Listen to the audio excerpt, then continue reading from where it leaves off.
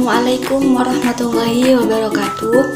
Di sini saya akan menjelaskan perbedaan tentang kurikulum 2013 dan kurikulum Merdeka seperti yang sudah dijelaskan di video sebelumnya. Jadi, perbedaan antara kurikulum 2013 dan kurikulum Merdeka yaitu sementara kurikulum 13 lebih terstruktur dengan pendekatan kompetensi, sedangkan kurikulum Merdeka itu memberikan lebih banyak kebebasan dan fleksibilitas bagi siswa.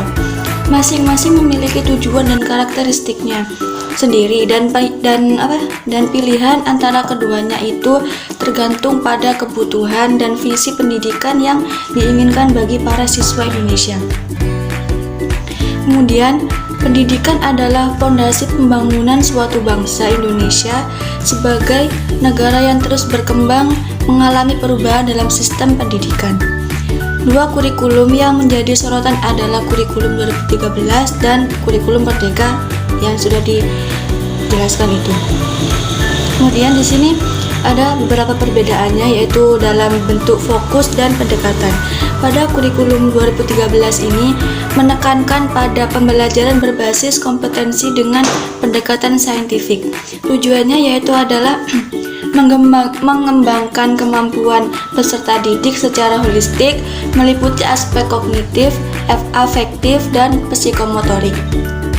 Sedangkan di kurikulum Merdeka ini lebih mendorong peserta didik untuk mengambil peran aktif dalam pembelajaran.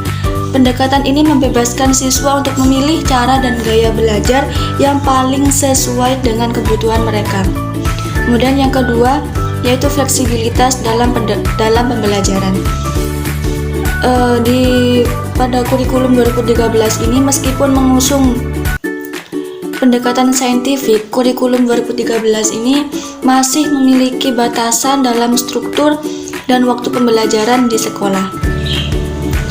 Kemudian di kurikulum Merdeka, kurikulum ini memberikan fleksibilitas yang lebih besar. Peserta didik dapat memilih mata pelajaran atau materi yang ingin dipelajarinya. Kemudian mengikuti pembelajaran di luar kelas atau mengambil kursus daring dari berbagai sumber. Kemudian yang ketiga yaitu dalam bentuk penilaian.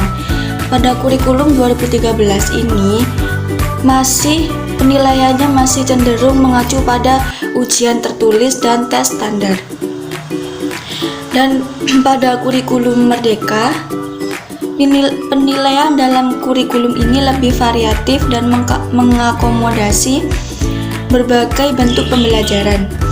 Penekanan diberikan pada penilaian kompetensi yang lebih holistik, termasuk kemampuan praktis dan penerapan dalam kehidupan sehari-hari.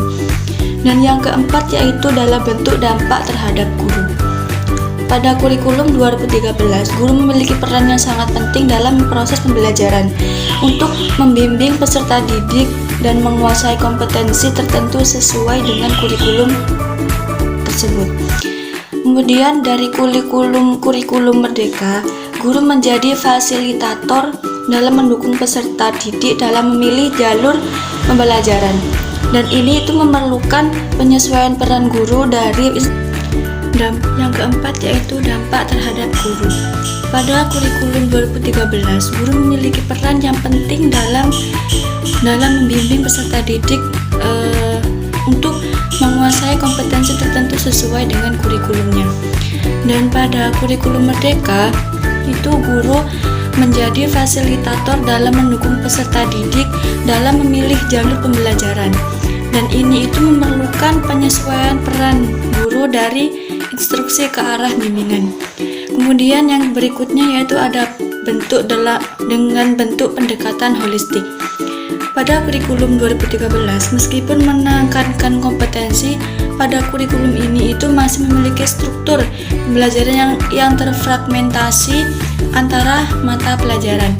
Dan pada kurikulum Merdeka itu lebih mendukung pendekatan holistik dengan mengintegrasi berbagai aspek pembelajaran dan hubungan dengan kehidupan kehidupan nyata.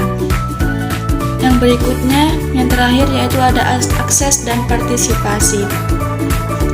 Pada kurikulum 2013, kendala seperti fasilitas dan materi pembelajaran kadang-kadang mempengaruhi akses peserta didik.